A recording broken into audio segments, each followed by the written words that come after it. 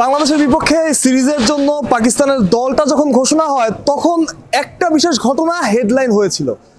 বাবর আজম, মোহাম্মদ রিজওয়ান ছাড়াই বাংলাদেশে আসছে পাকিস্তান এবং শাহিন শাহ আফ্রিদির নামটাও সেখানে ছিল এবং অনেকে অবজ্ঞা করছিলেন যে পাকিস্তান বোধহয় বাংলাদেশ বলে রিজওয়ান এবং বাবরকে দেশে রেখে আসছে। আসলে ব্যাপারটা তেমন ছিল না, ব্যাপারটা ছিল যে রিজওয়ান এবং বাবরকে ছাড়াই পাকিস্তান ভবিষ্যৎ টি-20-র পরিকল্পনা করছে। সে কারণে স্বাভাবিকভাবে আগের সিরিজেও ছিলেন না তারা এবং এই সিরিজেও নাই।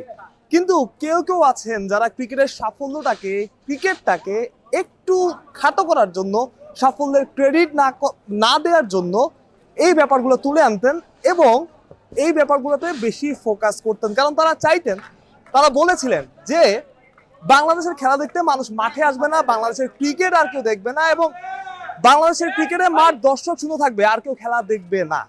কিন্তু সেটা আদতে হয়নি। আপনারা এখনো দেখতে পাচ্ছেন আমার পাশে প্রচুর মানুষ, তারা বাংলাদেশের জয়টা নিশ্চিত বলেই মাঠ ছাড়ছে এবং মাঠটা ছেড়ে যাচ্ছে এবং খুশি মনে, হাসি খুশি মনে যেই রিদমটা তারা নিয়ে এসেছিলেন ম্যাচে আসার আগে, মাঠে আসার আগে, সেই রিদমটা নিয়েই তারা আসলে ঘরে ফিরছেন এবং বাংলাদেশ দল এই ম্যাচটা জিতছে। আমি এখন কথা বলছি বাংলাদেশের জয় পেতে আর অল্প কিছু রান প্রয়োজন, যে রানটা পেলেই হয়তো বাংলাদেশ ম্যাচটা জিতে যাবে।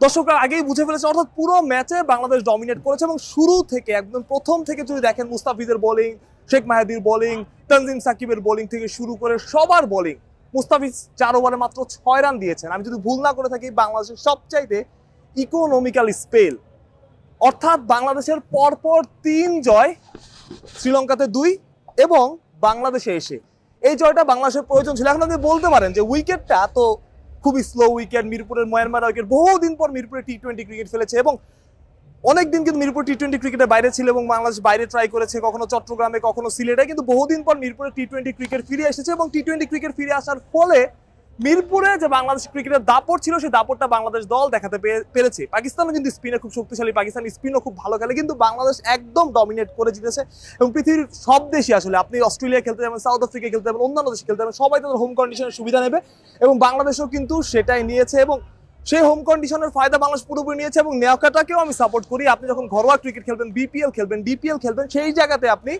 এইরকম উইকেট বানাতে পারেন যে উইকেটে রান হবে, যে উইকেটে পেসি কন্ডিশন হবে, পেসার একটু সুবিধা পাবে। যখন আপনি ইন্টারন্যাশনাল ম্যাচ খেলবেন তখন আসলে সেই সুযোগটা নাই। বাংলাদেশের এই সিরিজটা, এই ম্যাচটা জয়টা খুব বেশি প্রয়োজন ছিল এবং শ্রীলঙ্কা সিরিজ যে বাংলাদেশ জিতেছে সেটা যে ফ্লুক ছিল না সেটা প্রমাণ করাও দরকার ছিল এই ম্যাচটা জিতে এবং তার শুরুটা খুব দুর্দান্তভাবে হলো।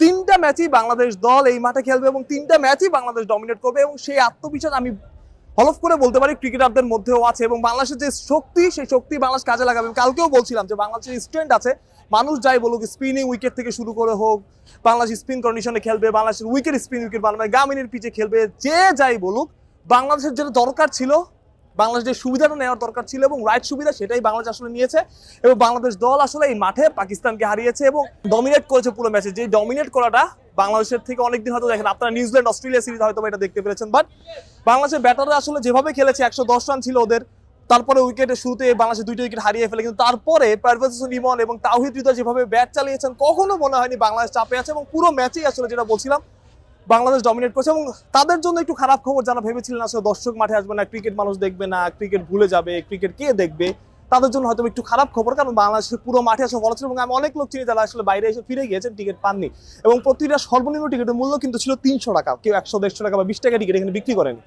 তো সর্বনিম্ন যেখানে 300 টাকা, সেখানে পুরো মাঠ ভর্তি ছিল এবং আজকে ওয়ার্কিং ডে, সেখানে মানুষ খেলা দেখতে এসেছে।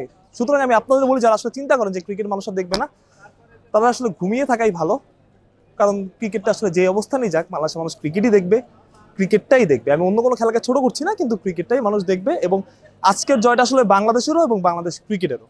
মিরপুর থেকে মাহফুজ প্রত্যয়, বিডি ক্রিক টাইম।